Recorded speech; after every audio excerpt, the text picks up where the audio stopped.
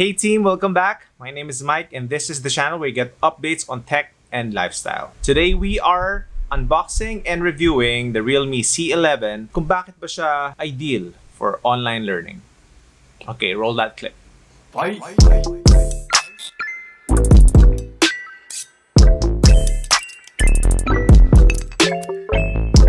Will be a very quick unboxing of the realme C11 dahil ngayon most of the students are homeschooling or doing their online learnings. Kailangan lang ng smartphone that would keep up with the demands ng online.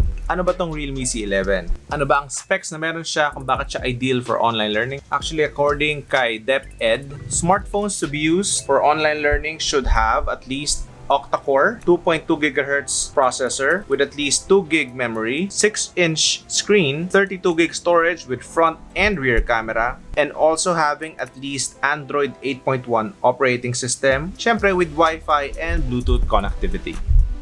Before we dive into the specs, let's do a quick unboxing. As usual, yellow box from Realme. Alam mong Realme because of the Realme yellow. Alright, so refreshing on the eyes, light. At the back, you'd see the specs and some of the features kagad. Let me read it to you.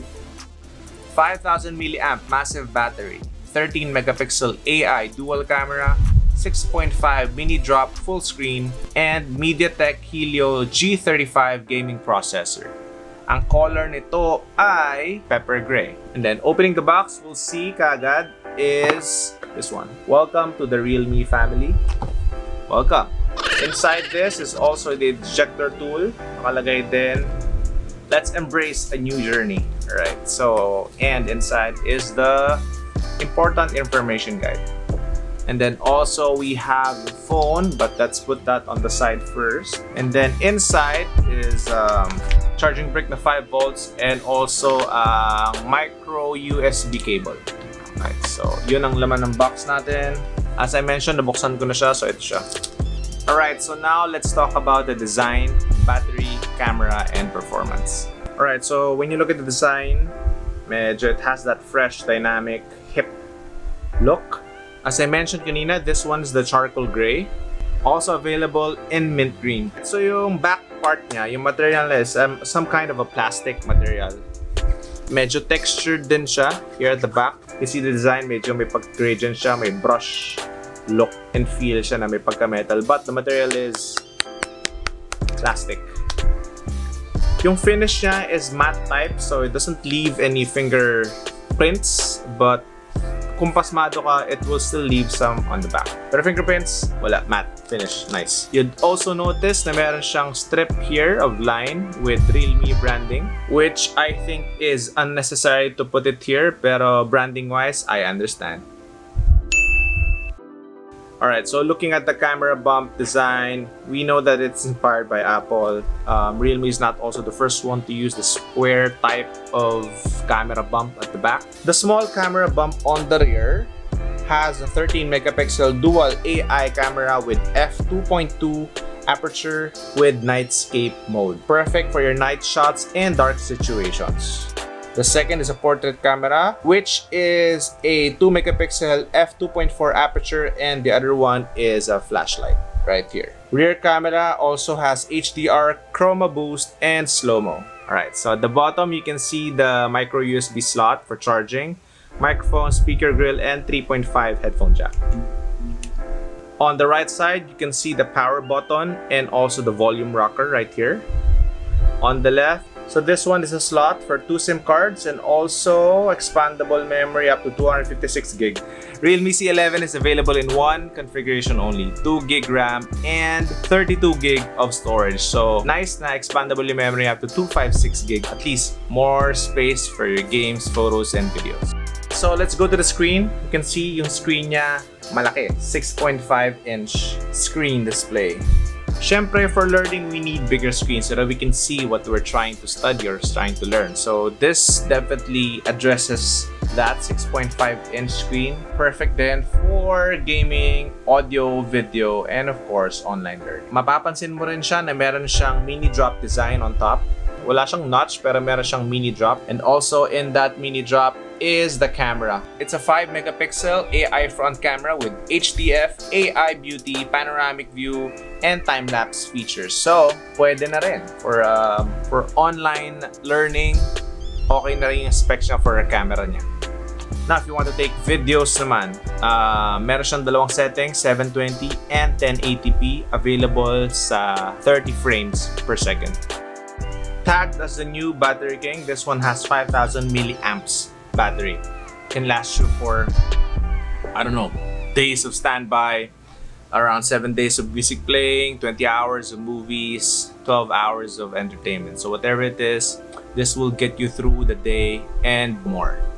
Having yung large capacity battery sa phone nyo means it's ideal and perfect for your long hours of virtual classes, coordination with your classmates, and also doing research, enough to last you the whole day.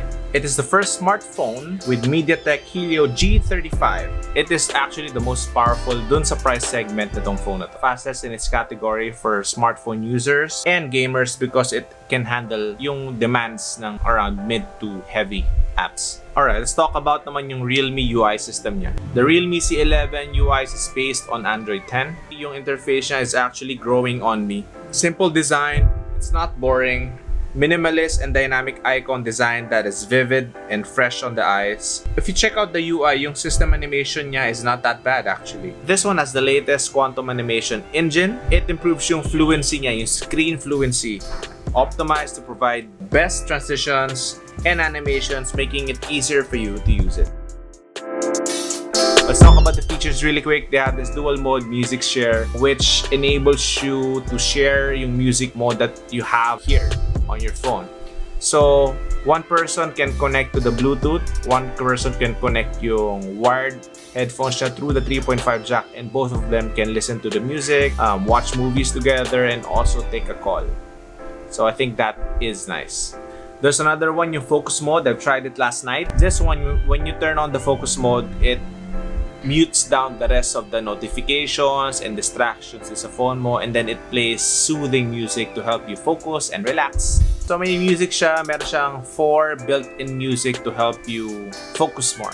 And yung dark mode din ng phone, meron din siya. Actually, ito naka-dark mode na siya. Meron din siyang screenshot feature ngayon. Now, all you have to do is 3 fingers, screenshot, swipe it down, automatic mag-screenshot na siya.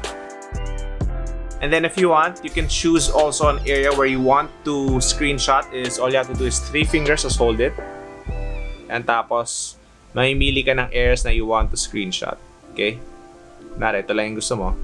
Tapos, you just have to save. Also, meron din siyang scrolling screenshot dun sa if you're in a web page, so continuous yung pag-screenshot niya hanggang sa baba until you stop it. So, nice feature, very handy, very useful sa mga iba nagsiscreenshot dyan and nagsisend. So, yun, those are some of the features na meron sa Realme C11. I think these are very useful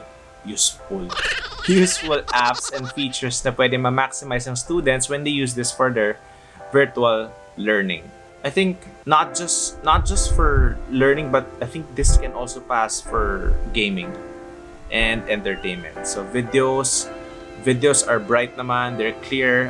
You won't have a problem watching from this phone kasi malawak ang viewing angles siya. And then you can see na crisp naman yung videos na nagpi-play dito. Depende syempre dun sa quality of video that you're watching. But for gaming, pasok din siya. So, dun sa mga ibang mag-aaral dyan, pwede rin to for your gaming. So okay, let's talk about the things naman na medyo hindi ko nagustuhan. I'm not sure it comes with a headphone jack kasi I think that's one of the things that is needed for online virtual learning is to have a focused headphone jack na kasama. It would be para hindi na bumili yung iba. Kasi others don't have the luxury of purchasing old headphones. So at least having a headphone jack in the box when you purchase it would be a nice added value to the phone. Another is sana may protective case. Although, I mean, hindi naman siya mabilis magasgasan or makikita mo matamaan or what. Pero a jelly case would be nice para hindi na kailangan maghanap yung tao at bumili pa kung saan man kasama niya. Kahit na meron siyang protective film din sa screen, it would help a lot if meron din siyang silicone case at the back. Also, napansin ko nga rin pala, wala siyang fingerprint scanner and wala siyang facial recognition. So, kailangan mag-password input ka talaga. But what do we like about this phone is the price, yung performance niya, yung processor niya, and yung design niya. Actually, camera okay na rin eh. But I like yung processor niya. It's new. It's the highest in its category. It's fast and it gives a better user experience or whatever it is that you would need to use your phone for, maybe for work, for studies, for gaming. So how much is the Realme C11? This one is priced at $4,990. Available sa 2GB and 32GB storage, only one variant. This one is bang for the buck. Look, for this price, syempre in the market right now, you'd see phones, yung specs nila lower than this one. But this one, I think, pwede na siya eh. Perfect siya kasi, look, yung screen niya malaki. Perfect for virtual learning, online gaming, online classes, entertainment, and so much more. Yes, gaming kaya din niya. Actually, kaya niya i-handle ang PUBG, Call of Duty Mobile, Mobile Legends. Gets the job done if you want to play. Pwede tong phone na to. Okay, so may special offer ang Realme. To those who would want to purchase this, available siya hanggang August 8. So sa Realme Philippines, Shopee official store nila, they have an 8% discount on this. It's around 400 pesos discount. So from 4,990, 4,590 na lang siya. All you have to do is input yung code na Gadget Zone 8. Gadget Zone 8. Put it when you check out so that you can avail of that discount. Now, aside from the phone, let's talk about yung new tech assistance ng Realme Philippines that they're going to launch soon. It's called #Kaklasemo. Alright, yung campaign is Realme Philippines magdodonate ng Realme C11 phones sa Young Focus Foundation to address yung concern of some kids or some student doesn't have smartphones for their online classes. If you want to know more, you may visit their site at youngfocus.org. Alright guys, that is it for the quick unboxing of the Realme C11. By the way, we have an ongoing giveaway nga pala. I'll link it up here. Do sa previous Realme video ko, we're giving away a Realme backpack and also a Realme neck pillow. You can see it up here. Once we've reached 400 subscribers, we are going to give those away. So yung mechanics on how for you to join, just watch the video and then there you will see yung mechanics, okay? So I'll see you guys. Hopefully we'll reach the 400 soon so that I can give those stuff away and then we're going to give away some more. Alright, so that is it for me. Hope you liked the video. Really short, really quick. I really hope it is short. So thank you guys for watching. Support, comment down below, like, follow me on Instagram and others. You know what to do. See you guys in the next one.